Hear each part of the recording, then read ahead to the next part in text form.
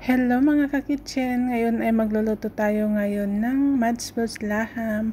Ito po, medyo marami po ngayon yung lulutuin natin kasi para po ito sa mga bisita na galing Kuwait. At para na rin sa family reunion ng aking madam sa kanilang family house. So, ayan mga ka-kitchen, napakarami po niyan. O, diba? Pero una po sa lahat mga ka-kitchen, nilagyan ko po yan ng harina. Yun yung ginamit kong panghugas doon. Tapos nagpainit po ako ng mantika, ng onion. Ayan, ginisa ko lang po yan mga ka-kitchen. Tapos nilagay ko na rin yung bawang at saka luya. Ayan, gisa lang po natin hanggang sa mag-brown po siya. Napakalaki po ng kaldero na yan. And then nilagay ko na rin po yung kamatis.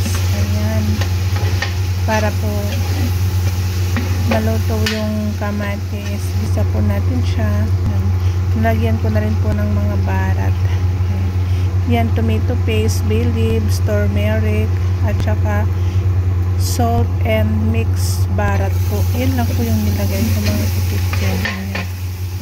Tapos ang lagay na rin po ako ng paminta. Gisa mo lang po yan mga kitchen. Tsaka naglagay na rin po ako ng coriander leaves at saka bell pepper. Kung wala po kayong bell pepper mga kitchen, pwede rin po yung siling haba. Ayan, so ikinasa ko na rin po yan mga kitchen yung karne.